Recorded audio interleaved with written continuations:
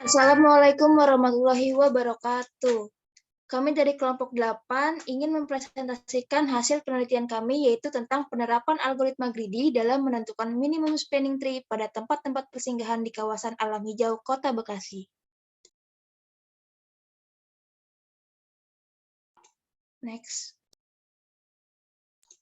Baik, sebelumnya saya akan menjelaskan dan memaparkan teman-teman saya dalam penelitian ini. Jadi di anggota kelompok 8 ini, yang pertama ada Salsabila Farahadisa Putri, yang kedua ada Salma Abida Faiza, yang ketiga ada Izudin, dan yang terakhir ada saya sendiri, yaitu Fasya Dabira Asriani.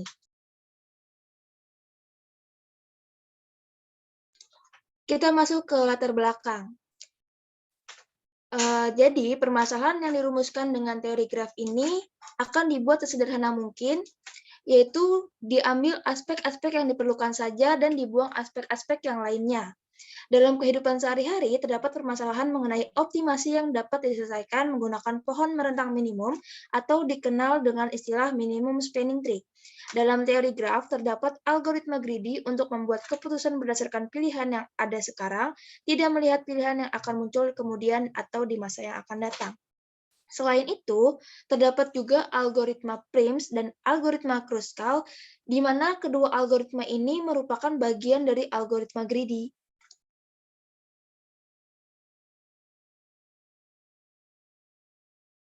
Next.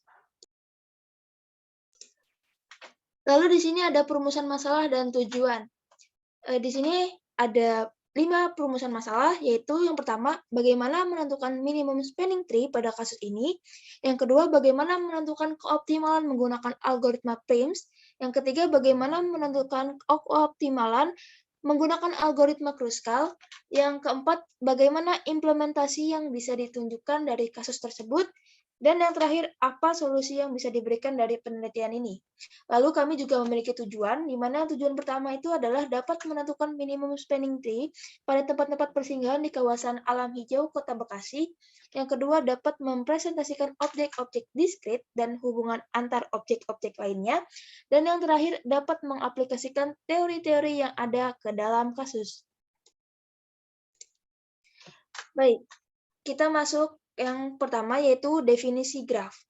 Jadi suatu graf G yaitu V, E didefinisikan sebagai suatu sistem yang terdiri dari suatu himpunan tak kosong yang masing-masing unsurnya disebut titik atau vertex dan suatu himpunan pasangan tak berurutan dari titik-titik tersebut yang disebut sisi. Nah, dapat juga dituliskan sebuah definisinya di bawah ini, yaitu sisi graf merupakan subset dari titik-titik di graf menghasilkan himpunan U, V yang merupakan anggota dari titik di graf. Tapi U tidak sama dengan V. Orde dan ukuran dari graf berturut-turut sebagai banyak titik dan banyak sisi dari graf sisi E, yaitu himpunan U, V ditulis E sama dengan UV dan graf G sama dengan V, E ditulis G. Berikut adalah representasi grafik yang paling umum digunakan, yaitu ada dua. Yang pertama matriks kedekatan dan yang kedua ada daftar kedekatan. Nah, berdasarkan definisi sebelumnya, kita lihat nih teman-teman, ada contoh graf. Ada dua graf di sini. Kita lihat graf yang pertama, itu G1. Nah, kita dapat melihat bahwa ada titiknya yaitu 1, 2, 3, 4 dan juga memiliki sisi yaitu 1,2, 1,3, 2,3, 2,4 dan 3,4. Begitu juga dengan graf 2. Next.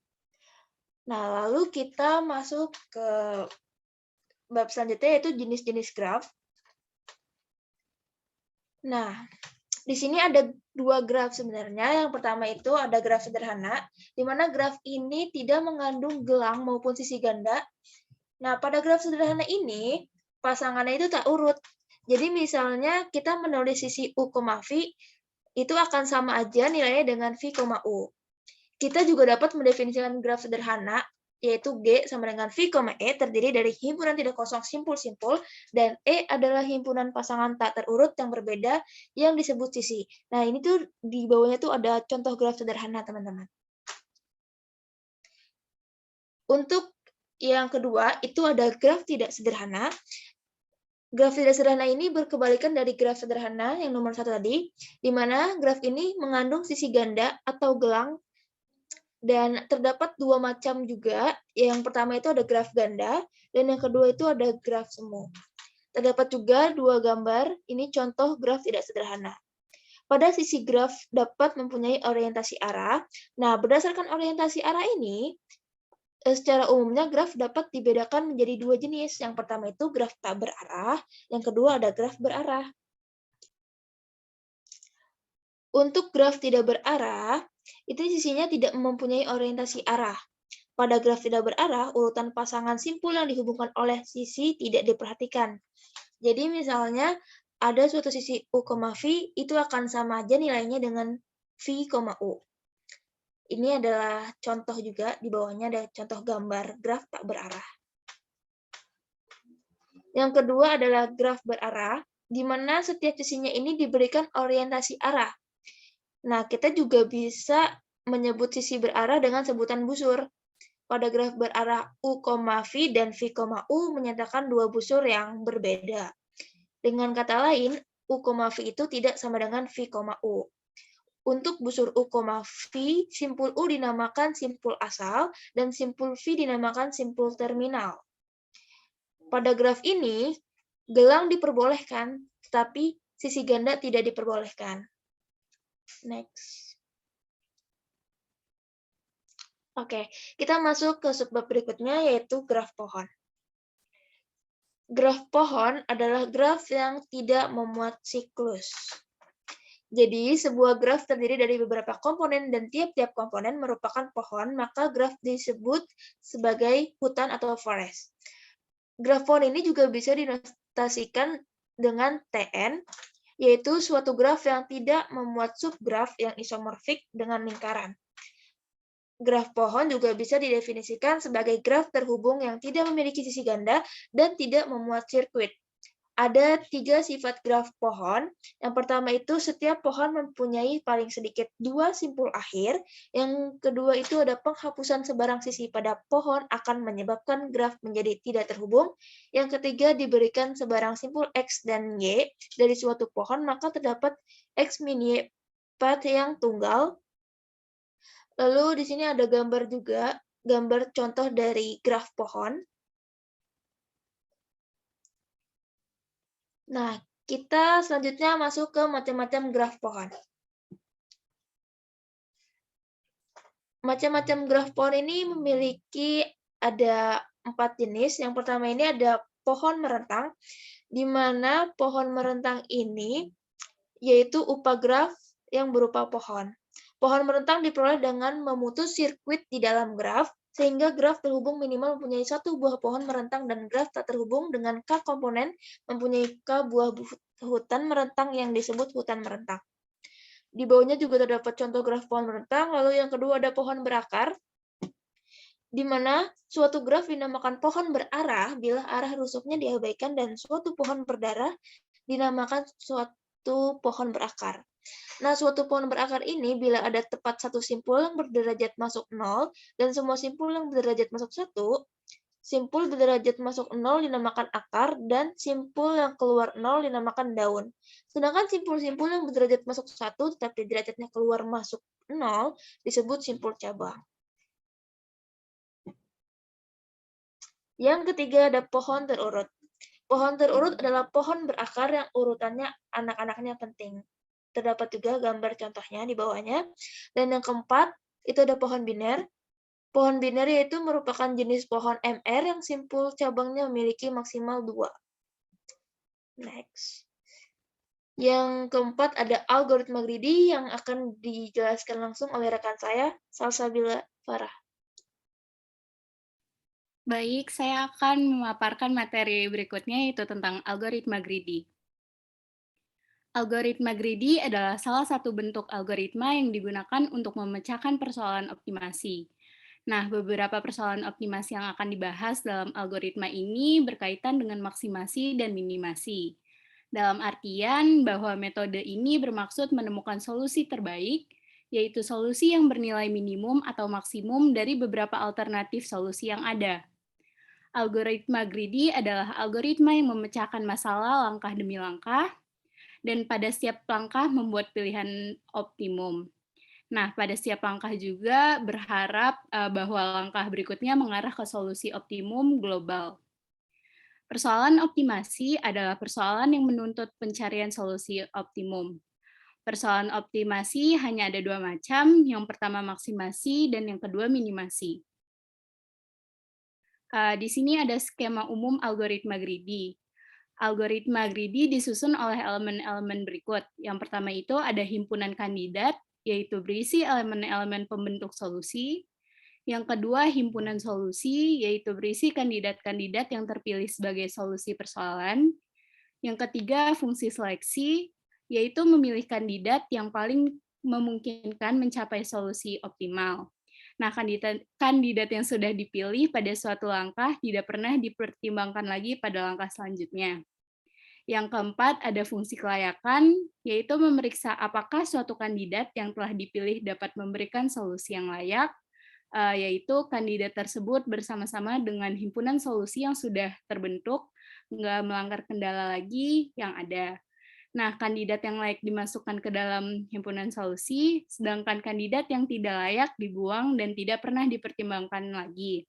Dan yang terakhir itu ada fungsi objektif, yaitu fungsi yang memaksimumkan atau meminimumkan nilai solusinya.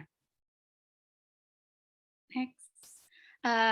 Bab berikutnya yaitu algoritma greedy pada minimum spanning tree. Diberikan graf terhubung dan tidak searah, spanning tree dari graf tersebut adalah subgraf yang merupakan tree atau pohon dan menghubungkan semua simpul bersama-sama. Nah, sebuah graf tunggal ini dapat memiliki banyak pohon merentang yang berbeda.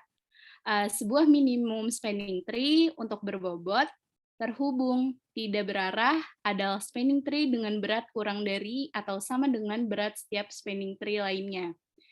Nah, bobot spanning tree sendiri ini adalah jumlah bobot yang diberikan untuk setiap titik spanning tree.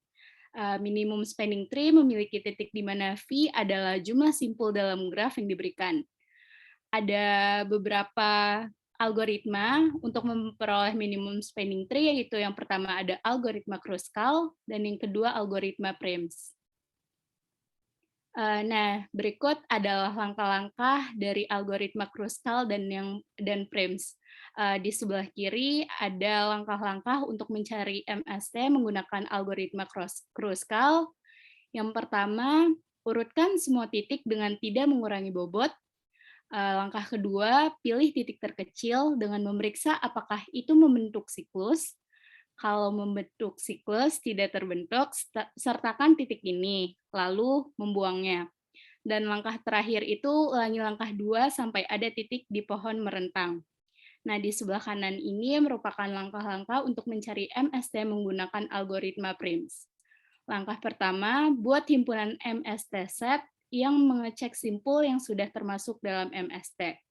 Langkah kedua, tentukan nilai kunci untuk semua simpul dalam grafik input. Inisialisasi semua nilai kunci sebagai infinite, tetapkan nilai kunci sebagai 0 untuk simpul pertama sehingga dipilih terlebih dahulu. Langkah ketiga, ketika MS set tidak menyertakan semua simpul, ada beberapa langkah nih. Langkah yang pertama, pilih simpul U yang tidak ada di MST set dan memiliki nilai kunci minimum. Langkah kedua, sertakan U ke MST set. Dan yang terakhir itu perbarui nilai kunci dari semua simpul yang berdekatan dari U. Untuk memperbarui nilai kunci, ulangi semua simpul yang berdekatan. Untuk setiap simpul yang berdekatan dengan V, jika bobot sisi UV lebih kecil dari nilai kunci sebelumnya dari V, perbarui nilai kunci sebagai bobot UV. Subbab ke-6 ada metodologi penelitian. Nah, kita memiliki 3 metode penelitian. Yang pertama itu ada studi kasus. Dalam tahap ini, diidentifikasi masalah dalam tempat persinggahan alam hijau di Kota Bekasi. Oleh karena itu, pada penelitian ini kami membahas tentang penerapan algoritma greedy dalam menentukan minimum spending trees pada tempat-tempat persinggahan di kawasan alam hijau Kota Bekasi. Metode kedua itu ada pengambilan data. Nah, dalam penelitian ini, data diperoleh dengan metode dokumentasi, yaitu metode pengumpulan data dengan cara mengambil data sekunder yang diperbarui dari artikel jurnal Puji Waluyo dari Universitas Mitra Karya. Dan yang terakhir, kita menggunakan metode penelitian. Metode yang digunakan dalam proyek penelitian ini adalah menggunakan software Python atau Jupyter Notebook atau Google Colab untuk membantu penyelesaian dengan komputasi. Adapun langkah-langkah yang digunakan untuk menyelesaikan permasalahan dalam penelitian tersebut adalah sebagai berikut. Yang pertama, dengan membuat gambar jaringan distribusi spanning trees pada tempat-tempat persinggahan di kawasan alam hijau. Yang kedua, laboratori berdasarkan gambar jaringan distribusi yang telah dibuat. Yang ketiga, membandingkan hasil pohon rentang minimum dengan algoritma PRIMS dan hasil pohon rentang minimum dengan Python. Sedangkan langkah yang terakhir yaitu penarikan kesimpulan yang diperoleh dari hasil langkah pemecahan masalah. Bab berikutnya itu ada pembahasan yang akan dipaparkan oleh rekan saya, Salma. Ya, selanjutnya yaitu pembahasan tentang studi prosesnya. Tadi telah disinggung tentang alam hijau. Alam hijau adalah suatu kawasan hutan lindung yang telah ditata sedemikian rupa sehingga dapat digunakan untuk hiking oleh sejumlah pecinta alam. Pola jalan dan tempat-tempat persinggahan yang bisa digunakan adalah sebagai berikut. Jadi berdasarkan graf ini, huruf merupakan tempat persinggahannya dan angka merupakan jaraknya dalam bentuk kilometer yang dapat diartikan sebagai bobot. Nah, dengan demikian kita bisa menentukan total jarak terpendek tempat-tempat persinggahan dengan menggunakan minimum spanning tree. Minimum spanning tree itu ada dua metode, yaitu ada PRIMS dan juga Kruskal. Yang pertama kita akan metode PRIMS. Nah, untuk metode PRIMS, misalkan kita mulai dari titik A, yang artinya cari titik yang berdekatan dengan A, lalu pilih bobot minimum. Titik yang berdekatan dengan A yaitu ada AB, AF, dan AH. Di antara ketiga titik ini yang paling minimum ada bobotnya adalah AB. Maka masukkan A dan B ke dalam himpunan grafnya. Selanjutnya, dari titik B dilanjut memiliki 3 cabang, yaitu ada BE, BD, dan BH. Nah, dari ketiga cabang ini yang paling minimum adalah BE, maka masukkan E ke dalam himpunan G. Dan kita lanjut dari titik E, yaitu titik E ini memiliki 3 cabang juga, yaitu ada EC, ED, dan ET. Dari ketiga cabang ini yang memiliki titik minimum adalah C, sehingga kita bisa memasukkan C ke dalam himpunan G. Dan dilanjut, kita kembali ke titik A, kita cek apakah di titik A masih ada yang belum dilewati, sehingga kita cek ada AH dan AF.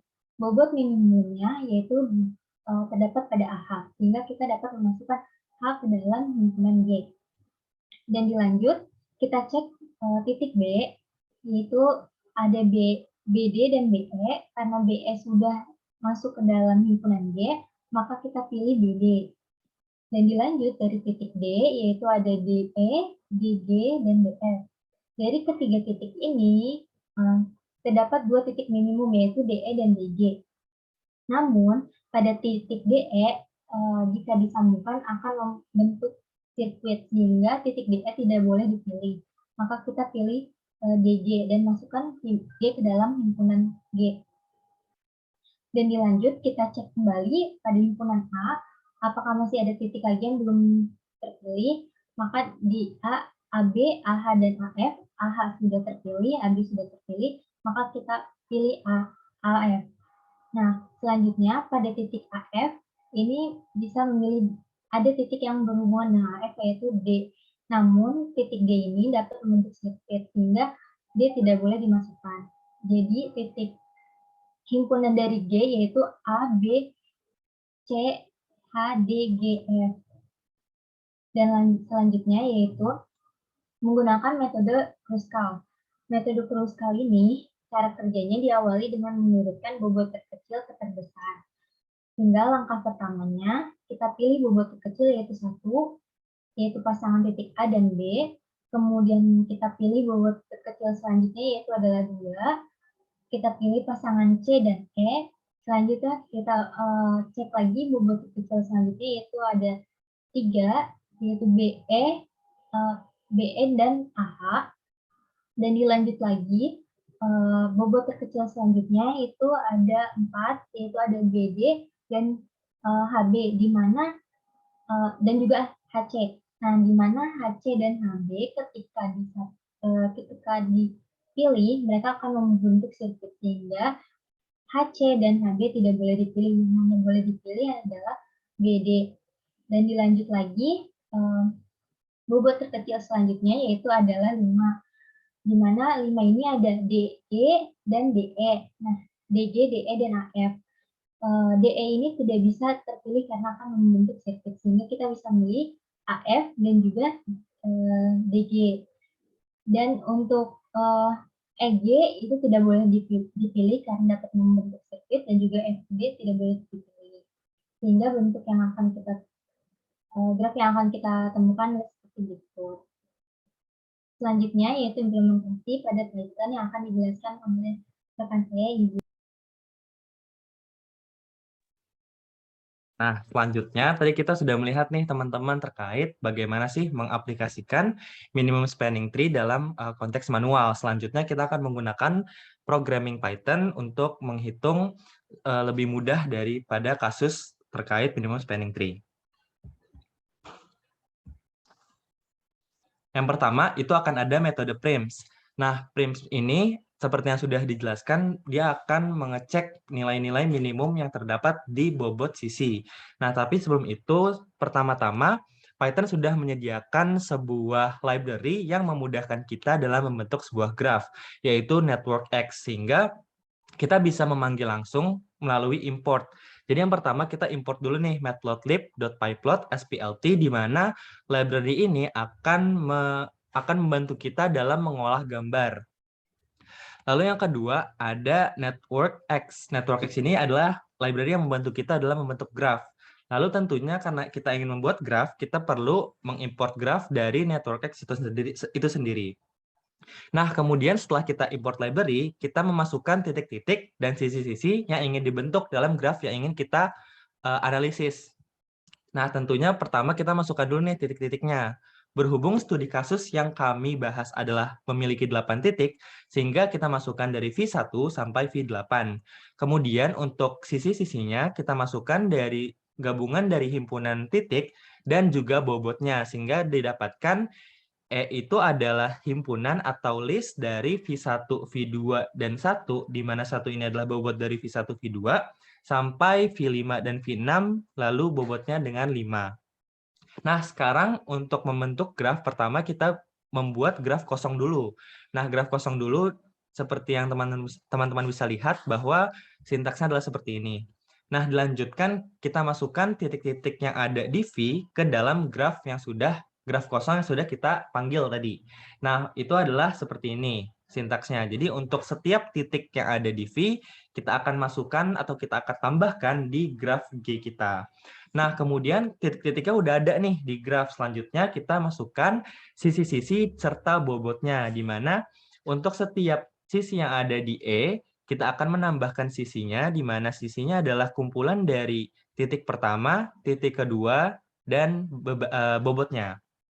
Nah, kemudian kita akan mengecek berapa banyak sih titik dan sisi yang terbentuk dari komponen-komponen yang sudah kita masukkan. Nah, itu adalah sintaksnya seperti ini. Nanti akan muncul. Untuk outputnya kita akan bahas di akhir dari slide ini. Nah, kemudian kita menghitung bobot kan, karena tadi tujuan dari algoritma yang kita bahas pada kali ini untuk menghitung atau untuk mengoptimasi bobot yang akan kita keluarkan.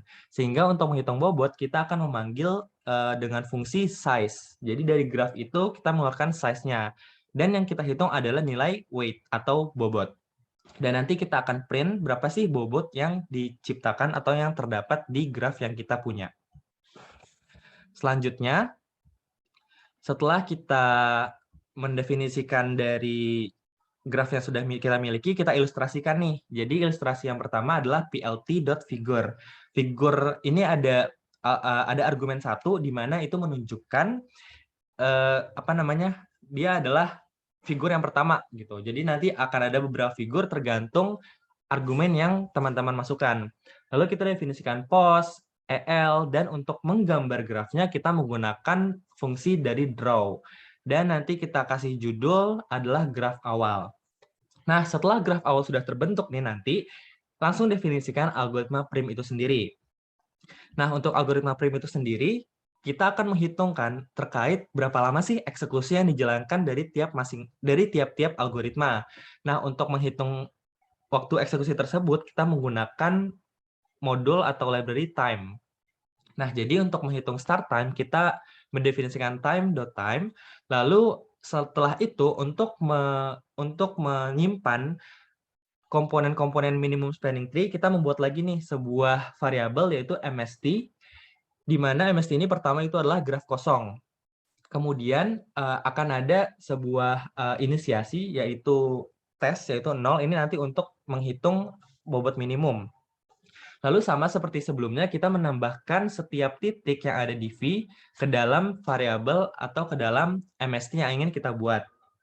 Nah, sesuai yang sudah teman-teman sebelumnya perhatikan, algoritma prim ini akan mengecek dari yang paling kecil. Maka dari itu kita menggunakan min, fungsi min. Nah, min ini adalah mengecek dari sisi-sisi yang ada di dalam graf tersebut.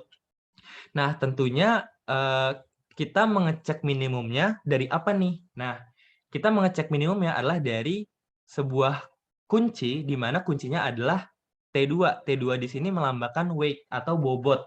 Jadi dari bobot-bobot yang ada di E, kita cari nih minimumnya. Nah, dari situ kita akan mulai mengiterasi. Nah, masuk ke IDX. IDX ini akan menyimpan bobot yang sudah kita ambil dari Wmin. Nah, setelah itu kita pisahkan antara bobot, lalu titik-titiknya nih.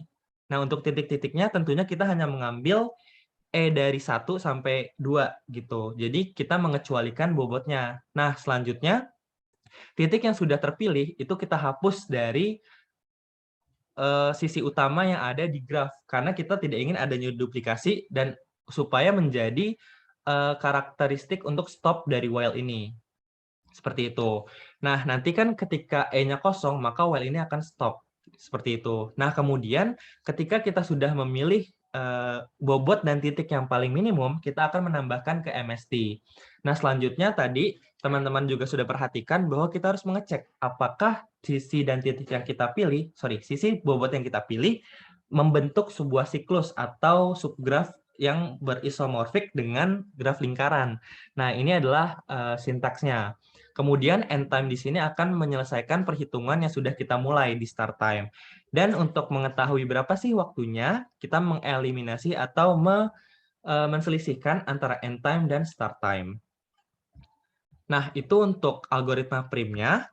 Selanjutnya kita akan memasukkan jumlah bobot dari minimum spanning tree yang sudah terbentuk. Kira-kira berapa sih jumlah bobotnya? Nah, itu sama menggunakan fungsi size, di mana fungsi size ini akan menggunakan argumen dari weight atau bobot itu sendiri. Dan terakhir kita bentuk deh MST yang sudah kita buat. Nah, itu plt.figure2 supaya kita bisa membandingkan nih, mana sih yang graf awal dan graf MST yang terbentuk. Dan sama kita definisikan pos, L, dan kita gambar menggunakan fungsi draw. Dan kita kasih judul MST yang terbentuk, dan kita hitung total bobot dari MST itu sendiri. Dan inilah hasil dari metode prim, di mana grafnya merupakan terdiri dari 8 titik dan 12 sisi.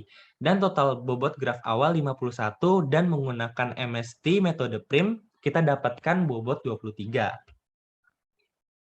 Nah, selanjutnya kita akan membahas metode Kruskal. Sebenarnya secara konseptual sama.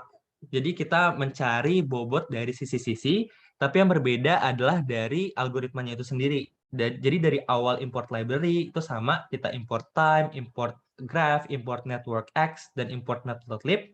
Terus kita masukkan sisi dan titiknya, terus kita definisikan grafnya. Selanjutnya kita ilustrasikan juga, dan untuk perbedaannya adalah di algoritmanya. Pertama sama, kita definisikan start time-nya, tapi yang berbeda adalah algoritma Kruskal itu mensortir atau menyusun titik-titik yang sudah ada di graf awal. Nah, itu kita menggunakan fungsi sorted. Nah, key-nya juga sama, diurutkannya berdasarkan apa? Nah, berdasarkan weight, di mana weight-nya adalah indeks ketiga dari E-nya atau dari sisinya. Nah, kemudian sama kita definisikan MST, di mana MST pertama itu berisikan graf kosong, kemudian kita masukkan vertex atau titik-titiknya, dan terakhir kita mulai mengiterasi, di mana kita akan mengiterasi sejumlah n-1 dari sisi-sisinya. Nah, ini kita masukkan batas iterasinya, kemudian kita tambahkan nih dari yang sudah kita susun, berdasarkan bobot, kita tambahkan di MST. Nah, sama ketika kita sudah menyusun satu persatu, kita cek apakah mereka membentuk cycle atau siklus ataupun tidak. Jika iya, maka kita harus hapus sisinya, seperti itu. Nah, karena sudah kita lakukan algoritma Kruskal, kita hitung end time-nya berapa, dan kita hitung total akhir dari eksekusi yang dilakukan oleh algoritma Kruskal. Dan kita dapatkan nanti kita hitung juga jumlah bobotnya menggunakan size yang sama, dan kita hitung bobotnya. Setelah itu, kita mulai gambar atau kita mulai plot graf yang akan kita bentuk dari MST algoritma Kruskal. Ini sama plt.figur 2 dan kita definisikan seperti ini dan kita panggil fungsi dari draw. Dan kemudian kita print nih berapa sih jumlah bobot yang terbentuk dari algoritma Kruskal. Nah, setelah semua hal itu sudah kita tulis dan kita run, maka akan keluar output seperti ini. Nah, outputnya sama, 8 titik dan 12 sisi. Terus juga bobotnya juga sama nih. Ternyata dari total bobot graf awal 51 dan total bobot dari MST 23. Jadi walaupun mungkin kadang bentuknya beda, tapi fokus kita adalah terhadap bobotnya. Jadi bobotnya sama-sama 23. Dan terakhir adalah kita perbandingan antara waktu eksekusi algoritma prim dan Kruskal. Ternyata kalau kita lihat dari studi kasus yang kami bahas, itu dapat dilihat bahwa algoritma Kruskal itu lebih efisien dalam hal waktu, di mana 0,0005 dan algoritma prim adalah 0,001. Nah, dalam konteks ini kita kan hanya menggunakan graf yang sederhana seperti itu. Nah, lanjut ke penutup oleh teman atau rekan saya, Salsabila. Baik, di sini saya akan menarik sebuah kesimpulan. Next. Kesimpulan yang pertama, algoritma greedy adalah salah satu bentuk algoritma yang digunakan untuk memecahkan persoalan optimasi. Nah, beberapa persoalan optimasi yang dibahas dalam algoritma ini berkaitan dengan maksimasi dan minimasi. Masalah minimum spanning tree adalah menentukan titik-titik yang saling terhubung namun tidak membentuk sirkuit sehingga diperoleh panjang total minimum. Minimum spanning tree dapat dicari oleh dua algoritma, yaitu dengan menggunakan algoritma Prims dan Kruskal. Kesimpulan kedua, secara garis besar, cara kerja algoritma Prims yaitu memilih suatu sisi pada sebuah graf berbobot dengan bobot yang paling kecil atau minimum. Kemudian sisi pertama tersebut akan dimasukkan ke dalam sebuah himpunan. Selanjutnya akan dilihat sisi lainnya yang bertetanggaan dengan sisi awal tersebut dan memilih lagi sisi dengan bobot yang paling minimum tetapi tidak membuat sirkuit dalam graf tersebut. Lalu yang terakhir itu dengan cara mengulangi langkah yang sama sampai semua sisi pada graf tidak ada lagi yang dapat dipilih dengan mempertimbangkan ketentuan di atas. Kesimpulan ketiga, yaitu cara kerja algoritma Kruskal secara garis besar. Yang pertama, mengurutkan setiap bobot sisi pada graf dari yang paling minimum. Langkah berikutnya yaitu memilih bobot yang paling minimum dan memasukkan sisi tersebut ke dalam himpunan. Langkah berikutnya lagi yaitu memilih bobot minimum berikutnya, tetapi dengan ketentuan tidak membentuk sirkuit pada graf. Dan yang terakhir itu mengulangi langkah yang sama, sampai semua sisi pada graf tidak ada lagi yang dapat dipilih dengan mempertimbangkan ketentuan yang sama. Dan kesimpulan yang terakhir itu kita mendapatkan berdasarkan hasil dari studi kasus, waktu eksekusi dari Kruskal lebih cepat dibandingkan dengan Prims. Nah, hal tersebut ini terjadi karena ada data yang digunakan bukan merupakan data kompleks. Yang berikutnya itu ada saran yang akan dipaparkan oleh rekan saya, Salma. Nah, baik, saran dari kami, dari para peneliti atau para eksperimen dalam masalah optimasi ini hanya terbatas pada 2 algoritma, yaitu prim dan kruskal, yang diimplementasikan hanya pada program Python. Nah, pada penelitian selanjutnya dari teman-teman semua mungkin bisa mencoba dengan implementasi di bahasa pemrograman lain. Selain itu, disarankan para pembaca bereksperimen dengan graf yang lebih kompleks untuk mengetahui tingkat efisiensi dari algoritma-algoritma yang sudah dibahas. Ya, sekian dari kelompok kami, kurang lebihnya. Assalamualaikum warahmatullahi wabarakatuh.